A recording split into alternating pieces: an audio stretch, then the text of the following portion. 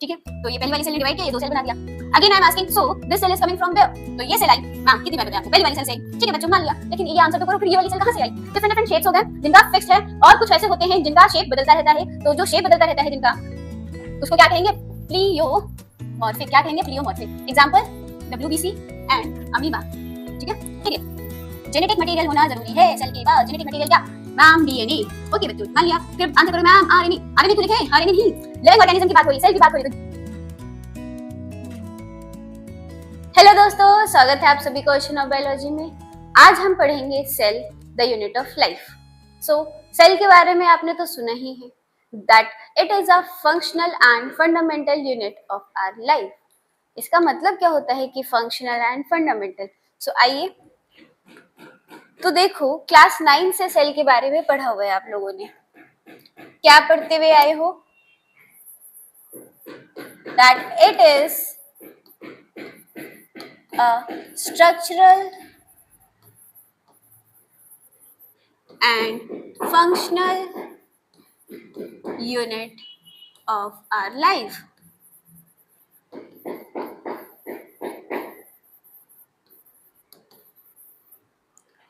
ठीक है, तो यानी कि इसको फंडामेंटल भी कह सकते हो। स्ट्रक्चरल एंड फंक्शनल जो है ये क्या है? एक फंडामेंटल यूनिट है। कैसी है? फंडामेंटल यूनिट है हमारी लाइफ की।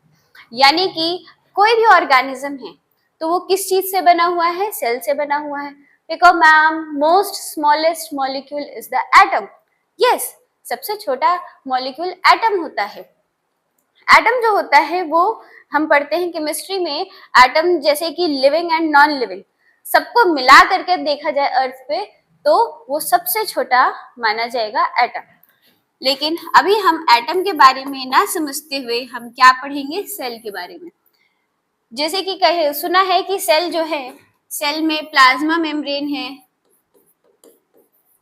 यहाँ पे क्या है? ये fluid content that is cytosol, and cell organelles that is nucleus, Golgi apparatus, mitochondria. तो इन सबका कॉम्पोजिशन किस चीज से हुआ है? लिपिड से, कार्बोहाइड्रेट से, प्रोटीन से एंड सो ऑन। और ये सब किससे बने हुए हैं? एटम से बने हुए। सो हमारा सेल जो है एटम से बना हुआ है। हमारे सेल में भी एटम है, लेकिन ये सारे एटम्स मिल करके एक स्ट्रक्चरल ऑर्गेनाइजेशन करते हैं, और जिसमें क्या होता है? स्ट्रक्चरल ऑर्गेनाइजेशन करके एक फंक्शन परफॉर्म करते हैं। ठीक है, जिसकी वजह से क्या होता है? एक लाइफ का फॉर्मेशन होता है। तो सेल क्या है? एक फंडामेंटल यूनिट है हमारी लाइफ का। It is a structural and functional unit. तो इसी के बारे में हम पढ़ेंगे कि कौन कौन से टाइप के सेल्स होते हैं, सेल का क्या स्ट्रक्चर है, और सेल के बारे में किसने बताया। ठीक है, तो सबसे पहले स्टार्ट करते हैं डिस्कवरी से। तो सेल की जो डिस्कवरी करी तो किसने करी?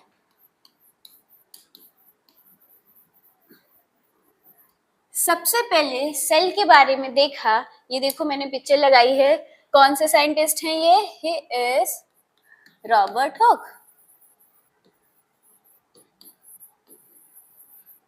तो रॉबर्ट हुक ने 1665 में सेल डिस्कवर किया। अब इन्होंने सेल को देखा तो सेल किसमें देखा? इन्होंने एक सेल जो देखा वो एक ये प्लांट था, यानी कि प्लांट का नाम क्या था जिसमें उन्होंने, जिसका मतलब सैंपल लेकर के उन्होंने देखा, दैट इज क्वेरकस स्वेबर। ठीक है, तो क्वेरकस स्वेबर इन्होंने लिया, क्वेरकस स्वेबर का कॉर्क लिया। ठीक है, क्वेरकस स्वेबर का कॉर्क स्लाइस लिया, यानी कि जो बार्क होता है ना, ब्राउन पोर्शन ये जो देखते हो, तो इस ब्राउन पोर्शन को इन्होंने लिया और माइक्रोस्कोप के अंदर रखा, केप्ट अंडर द माइक्रोस्कोप।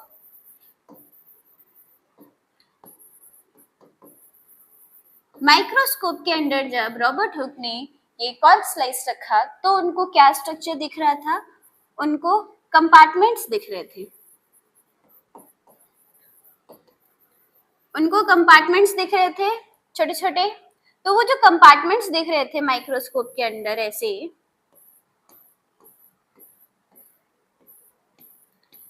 ठीक है, तो ये जो छोटे छोटे कंपार्टमेंट्स दिख रहे थे, तो इन्होंने अपनी लैंग्वेज में कहा कि मतलब कि मुझे ऐसा छोटे छोटे रूम की तरह दिख रहे हैं। तो छोटे छोटे रूम की तरह जो प्रोनाउंस किया, वो प्रोनाउंस किया सेलुले। ठीक है, प्रोनाउंस क्या किया? सेलुले। सेलुले को आफ्टर मॉडिफाई करके फिर इसको सेल कर दिया गया। ठीक है, तो पहले उन्होंने क्या प्रोनाउंस किया? सेलुले। ही मीन्स, सेलुले का मतलब क्या था उनसे का? Small room.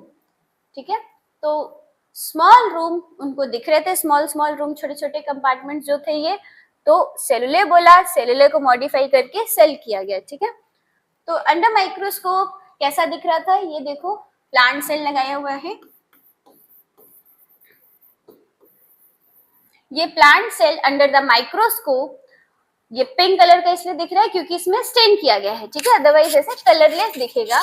तो इस माइक्रोस्कोप में जब रख करके प्लांट सेल को देखा, तो देखो कैसे सारे कंपार्टमेंट्स दिख रहे हैं छोटे छोटे। और ये जो स्ट्रक्चर दिख रहा था ना रॉबर्ट हुक को, तो ये कंपेयर किया, he compares it with honeycomb like structure।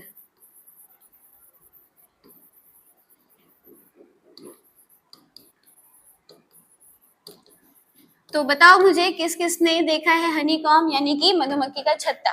मधुमक्खी का छत्ता देखा है ना? तो वो भी ऐसे ही दिखता है, सारे कंपार्टमेंट्स दिखते हैं उसमें। तो उन्होंने कंपेयर किया कि ये मधुमक्खी के छत्ते जैसा लग रहा है। ठीक है, तो ये सारी बातें थी रॉबर्ट हुक के बारे में। एक बहुत इंपॉर्टेंट बात आती है, दैट इज ये जो डिस्कवर किया रॉबर्ट हुक ने सबसे पहले सेल, वो सेल कैसा था? डेड सेल था। ठीक है, तो सबसे पहले सेल की डिस्कवरी रॉबर्ट हुक तो करते हैं, बट इन्होंने जो सेल की डिस्कवरी किया वो सेल कैसा था? डेड सेल था। तो लिविंग सेल के बारे में किसने देखा? लिविंग सेल के बारे में देखा एंटोन वैन लीeuwenhoek ने। ये देखो उनकी पिक्चर, किसने देखा? Anton van Leeuwenhoek. ठीक है, एंटोन वैन लीeuwenhoek ने लिविंग सेल डिस्कवर किया। So living cell discovery. ठीक है, तो एंटोन वैन लीeuwenhoek जो है, he is microbiologist, he is the father of microscopy. ठीक है, so Anton van Leeuwenhoek, he is microbiologist। तो हायर क्लासेस में तुम लोग पढ़ोगे इनके बारे में कि इन्होंने क्या क्या बताया माइक्रो ऑर्गेनिजम्स के बारे में, तो वो बात की बात है। बट इन्होंने ये जो माइक्रोबायोलॉजिस्ट बने, कैसे बने? इनका खुद का हैंडी माइक्रोस्कोप था।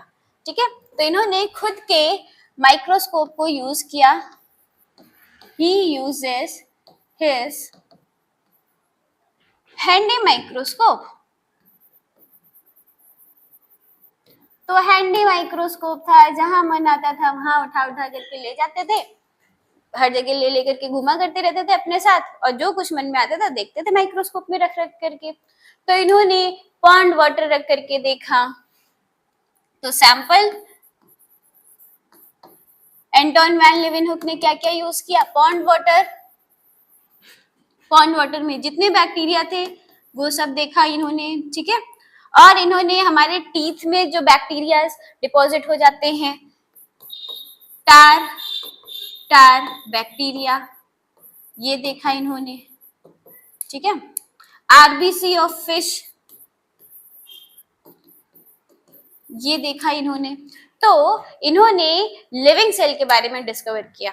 अगर पूछा जाए सबसे पहले सेल की डिस्कवरी किसने करी, तो definitely the answer is Robert Hooke. लेकिन ये पूछा जाए सबसे पहले लिविंग सेल की डिस्कवरी किसने करी, तो the answer is Anton van Leeuwenhoek. ठीक है, तो नेक्स्ट साइंटिस्ट हैं हमारे इसमें। अच्छा चलो, उससे पहले ये देखो माइक्रोस्कोप के बारे में। ये माइक्रोस्कोप है, अपने स्कूल में तो देखा ही होगा तुम लोगों ने, कंपाउंड माइक्रोस्कोप।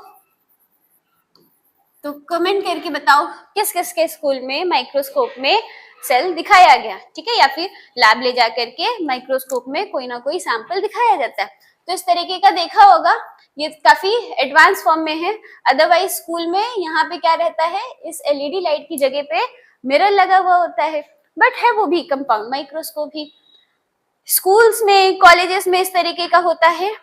सेल के बारे में, सेल की मेम्ब्रेन और डार्क कलर का जो बीच में स्पॉट दिखता है, दैट इज न्यूक्लियस। इतना ही आइडेंटिफाई हो पाता है कंपाउंड माइक्रोस्कोप में। और उसके अलावा सेल के अंदर जितने भी ऑर्गेनल्स हैं उनके बारे में डिस्कवर किया गया थ्रू द इलेक्ट्रॉन माइक्रोस्कोप, ठीक है। तो ये क्या है, this is electron microscope. Electron microscope काफी एक्सपेंसिव होता है। ये बड़े बड़े लैब्स, जो रिसर्च लैब्स होते हैं या फिर टॉप मोस्ट यूनिवर्सिटीज हैं, वहां पे ये माइक्रोस्कोप यूज किए जाते हैं। तो इलेक्ट्रॉन माइक्रोस्कोप में इलेक्ट्रॉन शब्द आ रहा है, इससे आपको समझ आ रहा होगा कि सेल के पास जो इलेक्ट्रॉन्स है उससे पास होते हुए भेजा जाता है बीम्स को, जिससे क्या हो, एक अल्ट्रा स्ट्रक्चर निकल कर के आए, ठीक है। तो इलेक्ट्रॉन माइक्रोस्कोप को यूज किया गया क्या, to find out the ultra structure, ठीक है। तो ये रहा इलेक्ट्रॉन माइक्रोस्कोप, पिक्चर देख लीजिए ध्यान से। हाँ, तो अब हम पढ़ेंगे सेल थ्योरी के बारे में, यानी कि सेल के बारे में कुछ टिप्पणियां करी गई हैं। अब क्या टिप्पणियां करी गई हैं, तो देखिए, देखो साइंटिस्ट हैं दो, MJ Schleiden and Theodor Schwann. ये जो एमजे शिल्डन है, ही इज जर्मन बॉटनिस्ट,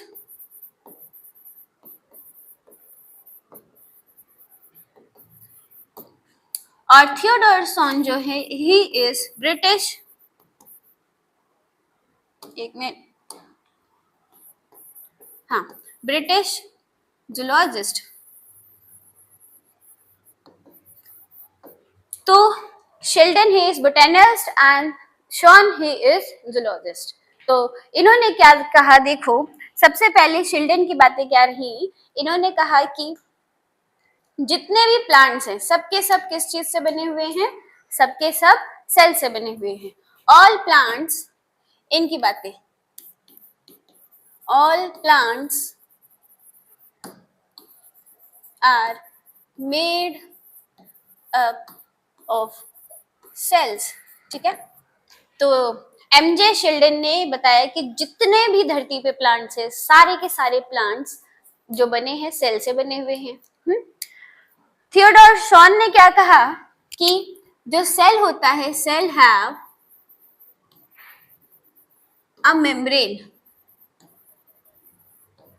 तो सेल के पास मेम्ब्रेन है, कैसी मेम्ब्रेन है, प्लाज्मा मेम्ब्रेन है। तो एनिमल के बारे में इन्होंने बोला कि उनके पास प्लाज्मा मेम्ब्रेन होता है। और थियोडोर सॉन ने यह भी बताया कि plant cell have cell wall, ठीक है। तो प्लांट सेल हैव क्या, सेल वॉल, ये थियोडोर सॉन ने बताया, ठीक है। तो इन्होंने वैसे पहले बताया किसके बारे में, एनिमल सेल के बारे में, और कहा कि प्लाज्मा मेम्ब्रेन होती है, एक मेम्ब्रेन है दैट इज प्लाज्मा मेम्ब्रेन, और प्लांट सेल में भी है प्लाज्मा मेम्ब्रेन, लेकिन एक और एक्स्ट्रा मेम्ब्रेन होती है, प्लाज्मा मेम्ब्रेन के बाहर एक और मेम्ब्रेन है दैट इज सेल वॉल, ठीक है। तो सेल वॉल के बारे में बताया थियोडोर सॉन ने, ठीक है। तो कम देखा जाए तो वैसे दोनों लोगों की बातें एक जैसी ही थी। इन्होंने प्लांट को लेकर के स्पेसिफाई किया, इन्होंने एनिमल को लेकर के स्पेसिफाई किया, हालांकि सेल वॉल को भी लेकर के इन्होंने बताया कि प्लांट सेल में सेल वॉल होता है। तो दोनों की थ्योरी को कंबाइन करते हुए बताया गया, all plants and animals are made up of cells and their products, ठीक है। तो कंबाइंड फॉर्म में क्या है, इन अ कंबाइंड फॉर्म इनकी थ्योरी जो कंबाइन करी गई, तो all plants and animals are made up of cell and their products,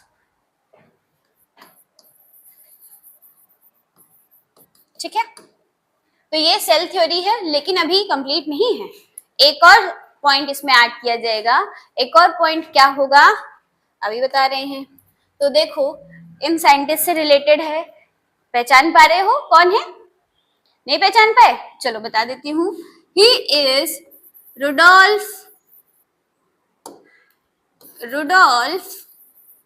Virchow.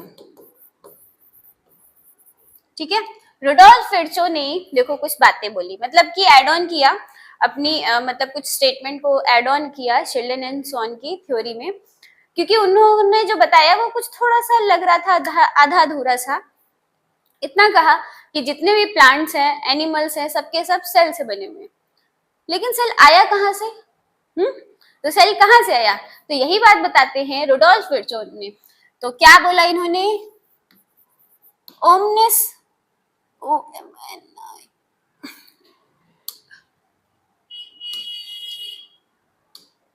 हाँ, ओमनिस सेलुला ई सेलुला। अरे मैम ये कौन सी लैंग्वेज बोलने लग गई आप? हाँ, तो देखो, ओमनिस सेलुला ई सेलुला का मतलब होता है प्री एग्जिस्टिंग सेल। ठीक है, it means pre existing cell. ठीक है, यानी कि जो सेल अभी है वो कहां से आई है? अपनी पहली वाली सेल से आई है ना? तो देखो कैसे, चलो जैसे कि बना देते हैं ये एक सेल। तो ये वाली सेल कहाँ से आई मैं पूछ रही हूँ, तो बताओ तुम लोग क्या कहोगे? मैम पहली वाली सेल से। ठीक है, लो मैम ने बना दिया पहली वाली सेल। पहली वाली सेल जो डिवाइड करी तो दो सेल बनाई। ठीक है, तो एक ये और एक ये। So again I am asking बच्चों, ये वाली सेल कहाँ से आई? फिर कहोगे मैम पहली वाली सेल से। ठीक है, तो ये पहली वाली सेल ने डिवाइड किया, ये दो सेल बना दिया। Again I am asking, so this cell is coming from where? तो ये सेल आई मैम कितनी बार बताया आपको? पहली वाली सेल से आई। ठीक है बच्चों, मान लिया, लेकिन ये आंसर तो करो, फिर ये वाली सेल कहाँ से आई? तो ये वाली जो सेल है ये पहली वाली सेल से आई। पहली वाली सेल ने डिवाइड किया और इस सेल का फॉर्मेशन हुआ। तो हम एकदम फाइनल तक का नहीं पहुंच सकते हैं कि कहाँ पे कौन सी सेल आई। इट इज लाइक कि पहले मुर्गी आई कि अंडा आया, कौन आया नहीं पता, है ना? तो वैसे ही सबसे पहले सेल कौन था नहीं पता। धीरे धीरे हमारे जो पढ़ोगे तुम लोग एवोल्यूशन में, कि धीरे धीरे अर्थ में एवोल्यूशन आ रहा था, चेंज हो रहा था, टेम्परेचर चेंज हो रहा था, कंडीशन, एनवायरनमेंट सब कुछ चेंज हो रहा था। जब सारी चीजें एक साथ अलाइन होना चालू हुई और सेल का फॉर्मेशन हुआ, सेल डिवाइड करते गए, पानी में सेल का फॉर्मेशन हुआ, यानी कि सबसे पहले एक्वेटिक लाइफ शुरू हुई, फिर वहां से टेरेस्ट्रियल लाइफ शुरू हुई। ठीक है, तो ओमनिस सेलुला ई सेलुला ये किसने दिया? रुडोल्फ विर्चो ने दिया। तो सेल थ्योरी में एक पॉइंट और ऐड किया जाता है, दैट इज ओमनिस सेलुला एंड ई सेलुला। ठीक है, एक पॉइंट ये हो गया। दूसरा ओमनिस सेलुला ई सेलुला। ठीक है, प्री एग्जिस्टिंग सेल। तो दो point in a cell theory. ठीक है, तो देखो shape and size of the cell different different shape में मिलते हैं। Most of the cell have fixed shape, जैसे कि आपके स्किन सेल हो गए, आपके किडनी की सेल हो गई, आपकी हार्ट की सेल हो गई, इनका शेप चेंज नहीं होता रहता है। ठीक है, तो ज्यादातर सेल का शेप क्या होता है? फिक्स होता है।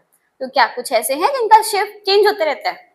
ऑफ कोर्स कुछ सेल्स ऐसे हैं जिनका शेप बदलता रहता है, तो अभी हम बताएंगे। तो देखो डिफरेंट डिफरेंट जो शेप्स हैं, डिस्क शेप यानी कि बाइकॉनकेव शेप किसका है? RBC, red blood cell. Biconcave shape, polygonal shape जो होता है स्किन सेल, लिवर सेल का होता है। मतलब डिफरेंट डिफरेंट इसमें क्या होंगे? कई सारे वो होंगे, साइड्स होंगे। और कॉलमनर सेल्स जो होते हैं कैसे होते हैं? ऐसे, ठीक है, लंबे लंबे फॉर्म में होंगे। तो these are the columnar cells. इनका न्यूक्लियस ऐसे बेस में मिलेगा। किसमें है? लार्ज इंटेस्टाइन में प्रेजेंट है। क्यूबॉइडल, ये वर्ड तो सुना होगा ना मैथ्स वगैरह में, यानी कि क्यूब शेप का सेल किसका है? सलाइवरी ग्लैंड का है। थ्रेड लाइक स्ट्रक्चर किसका मिलता है? नर्व सेल, जिसको हम न्यूरॉन भी कहते हैं। ठीक है, ये एक साथ ऐसे लंबे लंबे प्रेजेंट होते हैं, ऐसा लगता है थ्रेड जैसा स्ट्रक्चर है। इररेगुलर शेप, इससे आइडिया लग रहा होगा कि ये क्या है, इसकी शेप फिक्स नहीं रहती है। अमीबा, राउंड एंड ओवल जो है ये मेसोफिल सेल्स में, जो हमारी लीफ सेल्स में प्रेजेंट होता है मेसोफिल सेल्स। क्लेमाइडोमोनास इनका कैसा है, राउंड एंड ओवल शेप में मिलते हैं। इलोंगेटेड किसका है, ट्रैकेट्स का है ना, ये क्या है, जाइलम सेल है, ट्रैकेट। तो ये कैसे होते हैं, इलोंगेटेड फॉर्म में होते हैं, ऐसे प्रेजेंट होंगे लंबे से। तो ये क्या है, इलोंगेटेड ट्रैकेट्स। तो डिफरेंट डिफरेंट शेप्स हो गए जिनका फिक्स्ड है, और कुछ ऐसे होते हैं जिनका शेप बदलता रहता है। तो जो शेप बदलता रहता है जिनका, उसको क्या कहेंगे, प्लियोमॉर्फिक। क्या कहेंगे, pleomorphic. Example WBC and amoeba, ठीक है। तो ये क्या है, जिनका शेप चेंज होता रहेगा अकॉर्डिंग टू देयर नीड, ठीक है। तो देखो, shape of cell depends upon, तो ये जो शेप है किस पे डिपेंड रहता है, सरफेस टेंशन पे and viscosity of the cytoplasm, ठीक है। तो इसकी वजह से ही शेप का, सेल का वैसा ही शेप आता है। मैकेनिकल फोर्स जो लगेगा बगल वाली सेल से, यानी कि एडजॉइनिंग सेल से जो फोर्स लगेगा उसके हिसाब से एडजस्टमेंट होगा, और वैसा ही शेप निकल करके आएगा सेल का। मेम्ब्रेन की रिजिडिटी जो होगी, है ना, अगर बाहर से कोई भी इन्वायरमेंट है और मेम्ब्रेन अगर फ्लेक्सिबल है तो शेप थोड़ा बदलता रहेगा, लेकिन मेम्ब्रेन अगर रिजिड है तो कुछ भी बदलाव नहीं देखने के लिए मिलेगा। तो जैसे उसमें रिजिडनेस होगी उसी के हिसाब से वो अडाप्ट कर लेंगे अपने आप को, वैसा ही शेप फॉर्म कर लेंगे इन्वायरमेंट के हिसाब से, ठीक है। तो दीज आर द 3 पॉइंट्स जिसकी वजह से सेल का शेप आता है, ठीक। तो देखो साइज, कुछ साइज है, स्मॉलेस्ट सेल यानी कि माइकोप्लाज्मा, PPLO भी कहते हैं उसको, PPLO pleuro like pneumonia organism. Largest cell जो है ये क्या है, egg of ostrich. Longest cell यानी कि लंबा, लेंथ वाइज, नर्व सेल, ठीक है। बैक्टीरिया का जो साइज होता है ये कहां से कहां वेरी करता है, 3 to 5 माइक्रोमीटर। हमारा जो RBC है वो 7.0 माइक्रोमीटर, ठीक है। तो ये कुछ ऐसे डेटा हैं जिनको थोड़ा बहुत आइडिया होना चाहिए, एकदम रटा नहीं होना चाहिए बट आइडिया तो होना चाहिए इन सारे डेटा को लेकर के, ठीक है। तो हाँ, तो मैं 3 पॉइंट और बता देती हूँ कि सेल शुड हैव, सेल को सेल बनाने के लिए सेल शुड हैव, तो सेल के पास क्या क्या होना चाहिए, देखो सेल के पास होना चाहिए प्लाज्मा मेम्ब्रेन। प्लाज्मा मेम्ब्रेन होगा तभी तो सेल बन पाएगा। जैसे रूम कहलाने के लिए तो चारों तरफ वॉल होनी चाहिए तभी वो रूम कहलाएगा, है ना। तो वैसे ही प्लाज्मा मेम्ब्रेन होनी चाहिए तभी वो सेल कहलाएगा। सेल के अंदर की चीजें सेल के अंदर रह पाएंगी, बाहर की चीजें सेपरेट हो पाएंगी, तो ना एक प्रोटेक्शन प्रोवाइड कर रहा है प्लाज्मा मेम्ब्रेन। और क्या होना चाहिए, प्रोटोप्लाज्म होना चाहिए। Protoplasm is the total fluid content of the cell, यानी कि साइटोप्लाज्म